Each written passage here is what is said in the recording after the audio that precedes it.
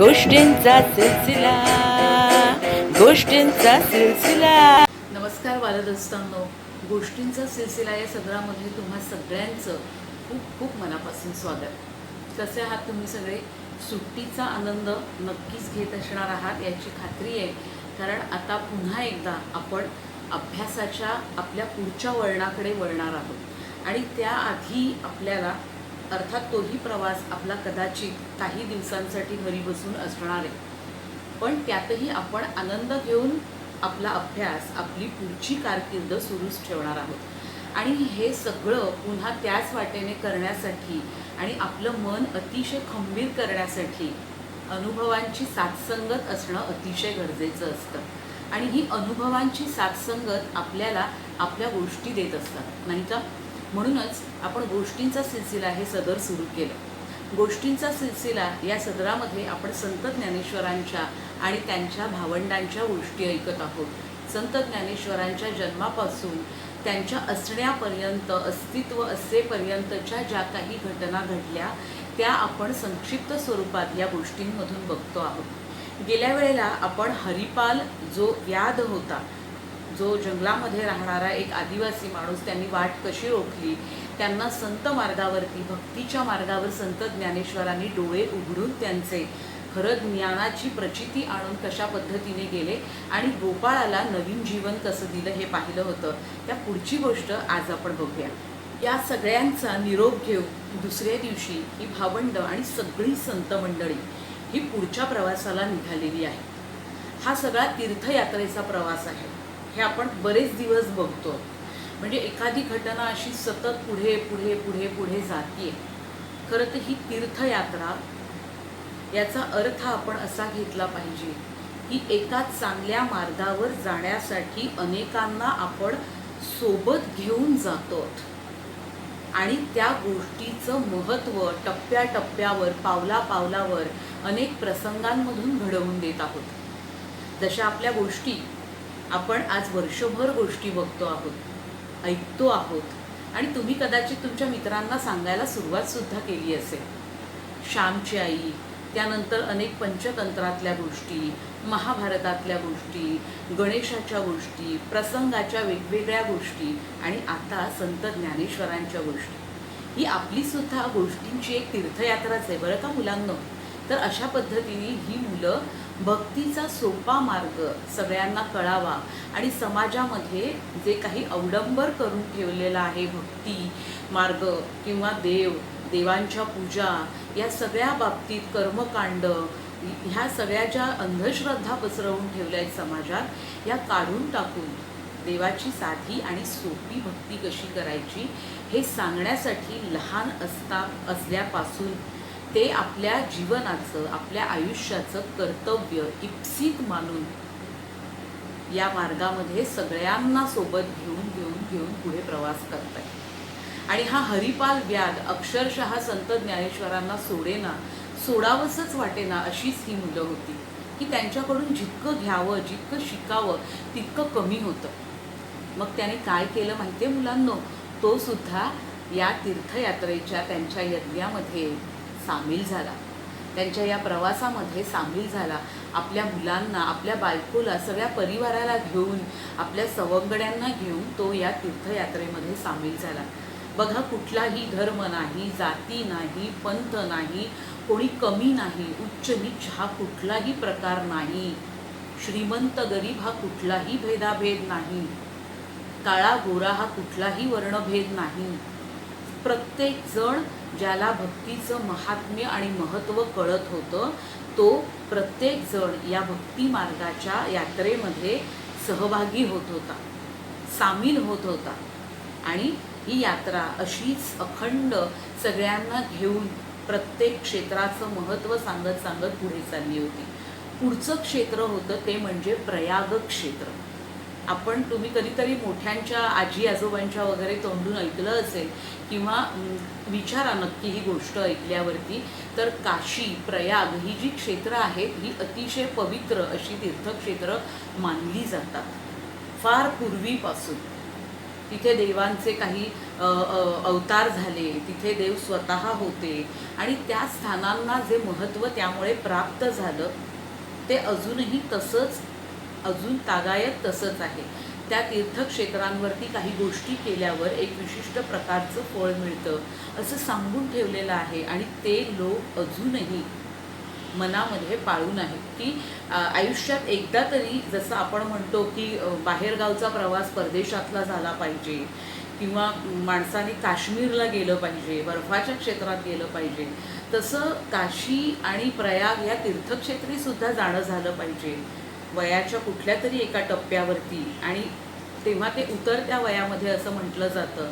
तर हा एक प्रत्येकाचा प्रवासाचा टप्पा असतो की काशी आणि तीर्थक्षेत्री, प्रयाग या तीर्थक्षेत्री आपल्याला जायला मिळालंच पाहिजे. तर इथे हा जो सातपुड्याच्या पर्वतरांगांचा प्रवास होता, या सगळ्या ठिकाणी हे जे व्याध यांच्याबरोबर निघालेले होते, जे रस्त्यामध्ये शिकार करायचे आणि किंवा लोकांना मारायचे, दरोडे घालायचे, जंगलात राहणारे लोक प्राण्यांचा शिकार करायचे आणि आपलं उदरभरण, पोट भरायचं, तर त्यांना सगळे कानेकोपरे माहिती होते. दऱ्या खोऱ्या, जंगलं सगळी, कुठून कसं जायचं, कुठे थांबायचं, यांचा त्यांना खूप उपयोग झाला. ज्या ज्या लोकांना त्यांनी शिकवण दिली त्यांनीसुद्धा त्यांच्या या कार्यामध्ये, या होत्रामध्ये, या अग्निहोत्रामध्ये आपल्या परीने एक विशिष्ट योगदान दिलं. मुलांनो बघा, आपण सुद्धा आता जे काही सुरू आहे, जी परिस्थिती सुरू आहे, त्यामध्ये तुमच्या परीने छान वागण्याचा, स्वतःमध्ये नवीन नवीन बदल घडवण्याचा एक हातभारच लावत आहात, हो की नाही? तर तशाच पद्धतीने इथे सुद्धा आपल्याला बघायला मिळतं. प्रत्येक कानाकोपरा सांगत सांगत सातपुड्याची पर्वतरांग संपते आणि आता सगळेजण प्रयाग तीर्थक्षेत्री येऊन पोहोचतात. या तीर्थक्षेत्राचं महत्त्व संत ज्ञानेश्वर सगळ्यांना सांगतात निवृत्तीनाथांच्या आदेशाप्रमाणे, त्यांनी सांगितल्याप्रमाणे. आणि सगळेजण अगदी तल्लीन होऊन, कान देऊन, काय महत्त्व आहे आपण आलोय या तीर्थक्षेत्राचं हे ऐकू लागतात. बरं का मुलांनो, आपल्याला बघा, एखादी गोष्ट, एखादी घटना, एखाद्या गोष्टीविषयीची माहिती जेव्हा आपले शिक्षक, आपले आईवडील, आपले मित्रमंडळी सांगत असतात, तेव्हा आपण कसे कान देऊन ऐकतो की नाही? तशा पद्धतीने हे सगळे संत महात्मे, वारीमध्ये जेवढे लोक सामील झाले होते ते सगळे तन्मयतेने ऐकत होते आणि त्या गोष्टींचं श्रवण करत होते की एवढी ही अशी महान क्षेत्र आहेत, त्या ठिकाणी या मुलांमुळे, या तीर्थयात्रेमुळे आपल्याला याचा अनुभव घेता येतोय. तर काशी या क्षेत्राचं महत्त्व सांगताना इथे त्यांनी म्हटलंय की 3 नद्या, गंगा, यमुना आणि सरस्वती, या 3 नद्यांचा संगम आहे बरं का तिथे. आणि सरस्वती ही गुप्त रूपामध्ये तिथे आहे असं त्यांनी म्हटलेलं आहे. आणि तिथे छान गेल्यावरती सगळेजण धार्मिक विधी करत असतात, कोणी मंत्रघोष सुरू असतात, देवाच्या वेगवेगळ्या नामस्मरणांचं पठण, वेद पठण त्या ठिकाणी होत असतं. प्रत्येक देवळातून, तिथल्या अनेक देवळं आहेत, त्या देवळांमधून छान घंटानाद ऐकू येत असतो आणि अतिशय निसर्गरम्य असं सगळं, मनाला आल्हादून टाकणारं असं ते सगळं पवित्र असं वातावरण असतं, तो परिसर असतो. अशा ठिकाणी सगळ्यांना खूप छान वाटतं. मग ते सांगत असताना सांगतात की या प्रयाग तीर्थक्षेत्राचं जे महत्त्व आहे, म्हणजे त्या जागेचं, ते सगळ्यात पहिल्यांदा श्री नंदिकेश्वरांनी, म्हणजे भगवान शंकराचा जो नंदी असतो मंदिरामध्ये, त्यांनी श्री नारद मुनींना सांगितलं. आणि ते जे महत्त्व सांगितलं ते अशा प्रकारचं होतं की कौरव आणि पांडव, तुम्ही महाभारतामध्ये जर काही मुलांनी गेल्या वर्षी दाखवलेली महाभारत ही सिरियल बघितली असेल, मालिका दूरदर्शनवर दाखवली ती, तर त्याच्यामध्ये दाखवलं की कौरव आणि पांडवांचं एक युद्ध झालं कुरुक्षेत्री. अशा त्या लढ्यामध्ये साधारणपणे आपण म्हणतो की न्याय आणि अन्यायाविरुद्ध लढण्यासाठी एकमेकांसमोर सगळे उभे ठाकले, अन्यायाविरुद्ध लढण्यासाठी आणि न्याय मिळवण्यासाठी त्यांनी लढाई केली, युद्ध केलं, घनघोर युद्ध झालं. अनेक जण त्याच्यामध्ये मारले गेले, अनेकांचे संसार उद्ध्वस्त झाले, अनेक जण संपूर्ण आयुष्यातनं उठले, कुणाचं काहीच राहिलं नाही, सगळे कौरव त्याच्यामध्ये मारले गेले, नेस्तनाबूत झाले. आणि युद्ध संपल्यावरती जो धर्मराज होता, युधिष्ठिर, पांडवांचा मोठा भाऊ, त्याला अतिशय दुःख झालं की आपण जे मिळवण्यासाठी या न्यायासाठी जे युद्ध केलं त्याच्यामध्ये आपण काय मिळवलं. हा न्याय मिळवला ठीक आहे, पण तरी पण आपलीच माणसं आपणच त्याच्यामध्ये त्यांचे जीव घेतले याबद्दल त्याला अतिशय खेद, अतिशय दुःख झालं. आणि ते दुःख काही केल्या त्याच्या डोक्यातून त्याच्या मनामधून जातच नव्हतं. अतिशय हृदय त्याचं विदीर्ण झालं.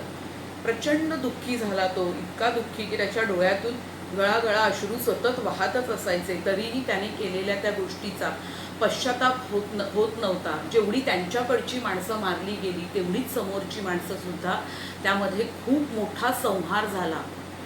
मोठ्या प्रमाणात जीवितहानी झाली, अनेक वस्तूंची अनेक गोष्टींची हानी झाली.